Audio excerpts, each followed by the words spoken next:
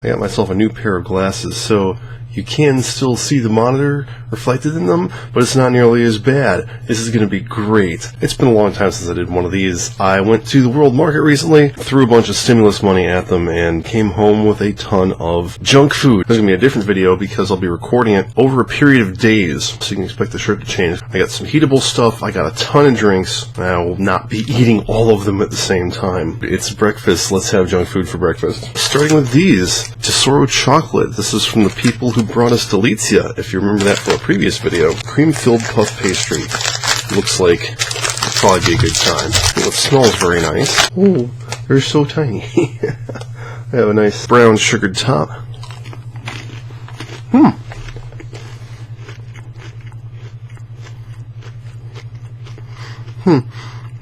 Looks like a crunchy baked pastry. Not a whole lot of chocolate. Takes a while to get in there. That's pretty good, though. I don't actually remember what Delizia was like, which probably says something. But that's not bad. In the realm of smaller things, we got some Cantuccini Toscani, which looks like it's biscotti. Yeah, it's biscotti. It just says with almonds, so... almond biscotti.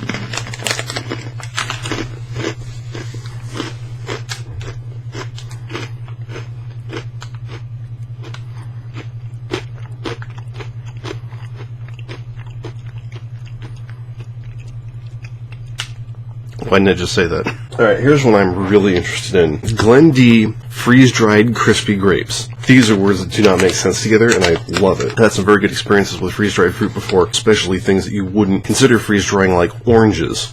What the... I dropped it. Is this what a grape looks like when you freeze-dry it? Because it looks like a giant rice puff.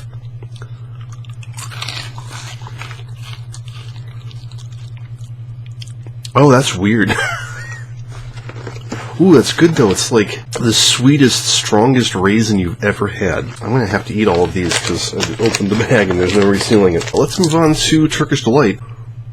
This is Fry's Turkish Delight. Oh, it's wrapped in milk chocolate, okay. If you're like me, you read Chronicles of Narnia as a kid. Actually, I think I read it as an adult. And they talked about Turkish Delight a lot, and then you, like, went out and finally got some, and you were very disappointed by it. I've heard a lot of people say that. But I'm trying it again. It's been a while. Yeah, it's in chocolate. Give that a shot.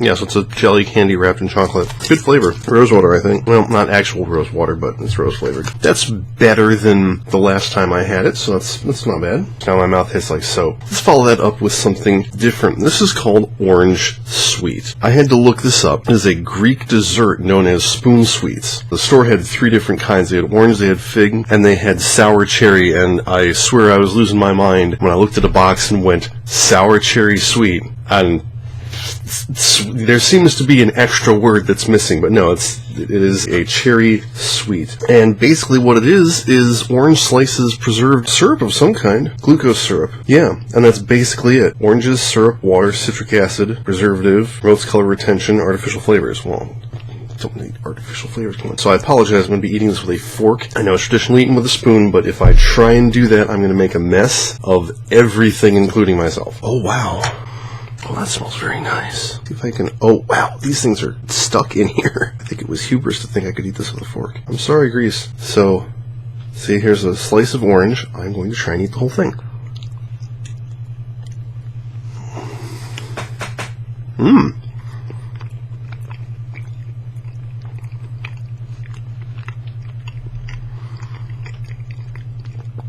Yeah, that's what it says on the can.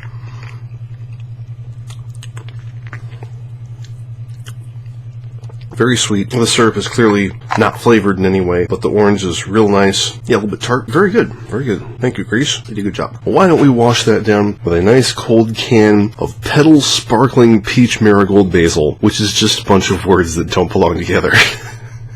The ingredients in this one: carbonated water, agave syrup, peach flavor, fruit and vegetable juice for color, citric acid, marigold extract, and basil extract. Oh hey, there's propaganda on here. Juicy peach meets tangy marigold, passion ignites an organic delight. Kiss of basil sweetens the mix. No, it doesn't. Basil doesn't sweeten shit. For a blast of wild summer sun power all year round. No, I don't think I will join the Petal tribe. Thanks.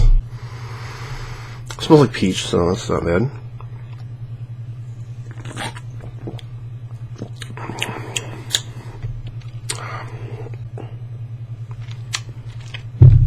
Agave syrup is unfortunately not very good as a sweetener. Like, it's not very strong. It could be because the last thing I ate was the spoon sweet. That's actually okay, though.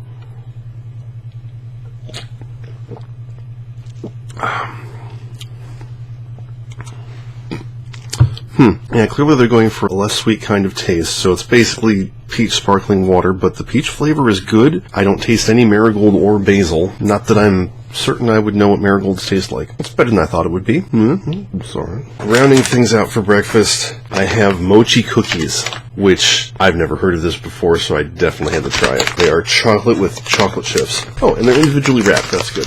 Now, hang on. The individual wrapper says, pie cookies with mochi. What does that mean? Why is the front cover lying to me? It looks like one of those, like, low-calorie brownie snacks. Okay, so the inner filling has, like, the stretchy, glutinous texture of mochi, and otherwise it tastes like one of those low-calorie brownie snacks. Yeah, that's kind of disappointing. I got me a whole big bag of them. Alright, moving on. You might have seen this in the background in the previous section. It is a Guava Soda from Bundaberg, who make the best ginger beer in the world. I was expecting this would actually just be like a juice drink, but it's fizzy, and it's really good. I didn't think it was going to be anything really different, so I didn't record it, but there you go, in case you wondered. So, it's lunchtime, and that means time to piss off the English. I got myself a bottle of Colman's mustard, which I believe is the classic, like, spicy English mustard that I hear a lot about. Not for the faint-hearted, the original English mustard from Colman's will set your taste buds ablaze. Oh, excellent. That's exactly what I was looking for. I can kind of get this anywhere, but I figured it was available. It's time to try it. So let's just go right into it. Oh my, that smells amazing.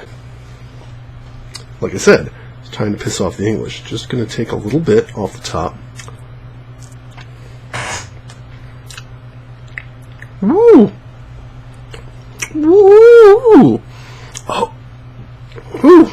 So the bite, ooh, wow, the bite is like horseradish, which, I mean, they're related, so that's not too surprising. But the flavor's so different from American mustards, even from like Dijon mustard. Ooh, wow, that's great. It's very salty. I feel like that would be very good with fish. Oh, I like that though. It's still burning on my tongue. Alright, let's go ahead and extinguish that with some Fentiman's botanically brewed, gently sparkling elderflower. These are the guys who make the Curiosity Cola and a number of other things that I think I've had on this show. This sounded good, so just give it a little sipsy here. Oh, yeah, it smells like elderflower. Does actually have elderflower extract in it, along with, wow, fermented ginger root extract. Cool.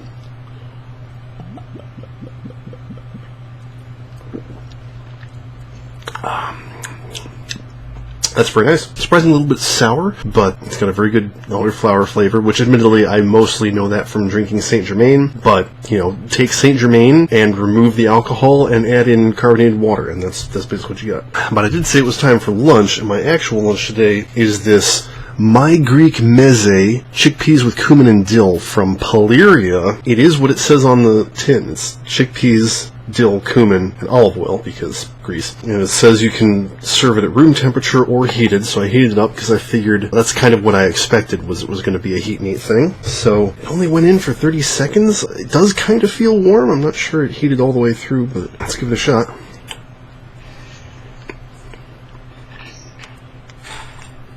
Yeah. Chickpeas, cumin, dill, and olive oil. See, there's also sunflower oil, and lemon juice, and salt, and garlic, and white pepper, and citric acid. Yeah, this has a very nice, clean, Mediterranean-type flavor. I like it. It'll make a good lunch. Lunchtime again. Today I've got Tasty Bite Thai Vegetable Peanut, which, I mean, it's Tasty Bite. I've had their stuff before, but I figured I'd give it a shot, and then we can take a look at the drink. It smells wonderful. There's a bit of potato. Yeah, that's pretty good.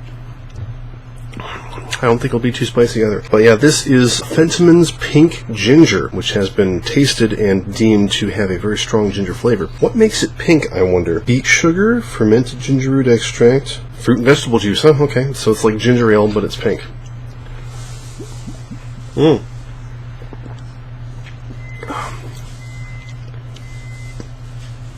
Well, yeah, I could smell the ginger before it went in. It's almost like the pink makes me think of sushi ginger. It's not quite carbonated sushi ginger, which I don't think that would be very good, but that's very nice. It actually doesn't have a very strong, like a bite to it or anything, but the ginger is very prominent, so that's another good one. It's time for dinner, but first, a drink. We have Paulaner Weizen-Radler, which is a non-alcoholic Hefeweizen. I saw this and thought, oh, I like Hefeweizen, and I'm not supposed to be having alcohol right now, to the detriment of these videos, but I'll try this. And then I looked closer at the label just now. It contains less than 0.5 alcohol by volume, so I won't be drinking a whole lot of it. The great taste of Paulaner Hefeweizen is fused with lemon juice. It's a bold, lively beverage that is sure to become your favorite option for great refreshment. Because the product is natural, sediment may form. Pour carefully and enjoy. Okay, so we won't try and shake it up or anything. It smells like beer. Oh yeah, Hefeweizen is beer. Maybe this was a bad idea.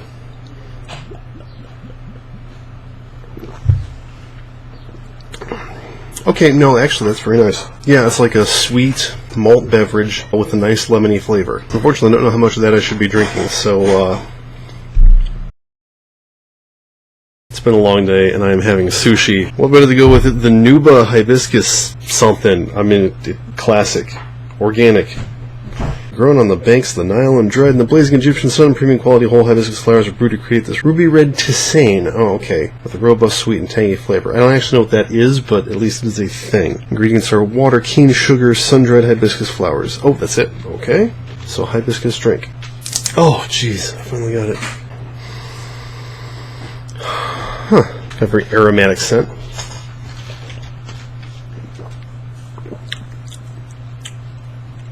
Yeah, it needs a little more sugar. Whatever it tastes like, it tastes very watered down. I've had dried hibiscus flowers before, and it's weird because they come out like gummy candy almost. I like dried fruit. I don't quite remember what they taste like, so I don't know if that tastes similar, but it's okay. Nothing terribly special about it, but for lunch today I've got me some heat and eat tempura udon, which this is not udon. It's just ramen. When they say al dente, they mean al dente. But what better to wash it down with than a big ginger ale? It's big ginger ale from Swell. It's probably not going to taste any different from other ginger ales, but I've never had it before.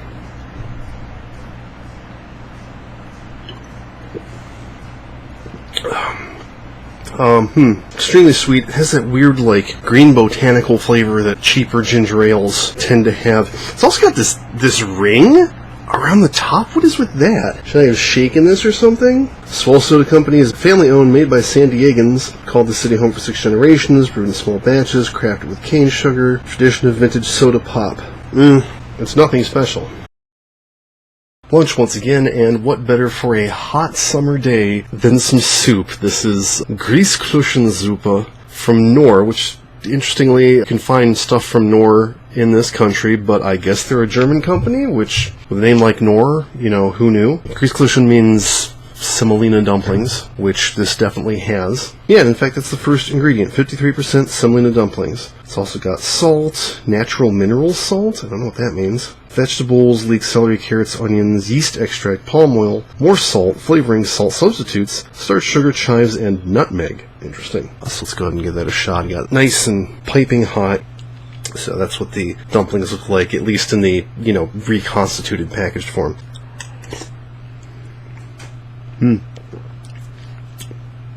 It's very salty vegetable stock, and the dumpling is it's fairly insubstantial, all things considered. It's very light. It's not bad, though. And we're going to wash that down with, I think this is the last drink I have. It's another one from Fentiman. It's called Victorian Lemonade. Traditional botanical lemon beverage with herbal extracts. Okay, what does that mean? Carbonated water, lemon juice concentrate, fermented ginger root extract, interesting, beet sugar, glucose syrup, pear juice concentrate, cream of tartar, orange and lemon flavor, and herbal infusions of speedwell and juniper berry. Okay, that's different. Those wild and crazy Victorians.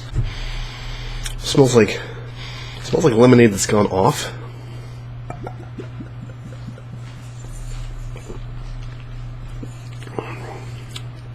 Tastes like lemonade that's gone off. Yeah, the fermentation of the ginger root comes through, which is honestly a little off-putting. So it's kind of more like a very weak ginger ale with a lot of lemon in it. But yeah, I can't say I like it that much. Maybe it just doesn't go with the soup, but it's not great. I don't think that's the last thing I have to show off, but it might be for some time. Been a couple of days. Here's the last thing that I'm going to talk about. It is Haupia, Hawaiian luau pudding squares. Hawaii's favorite island dessert, according to this. I got this mix because the instructions are basically boil some water and throw the bag in. Unlike the bird's custard that's still sitting in my pantry after a couple of years. No extra, no waste. The ingredients to this are cane sugar, coconut milk powders, cornstarch, and salt. Very simple. It was very easy to make. It just took the time to boil a pot of water and wait for it to set up in the fridge. So I got me a square of Haupia because you cut it into squares. It's called pudding, but it's more like a gelatin. Let's go ahead and give it a shot.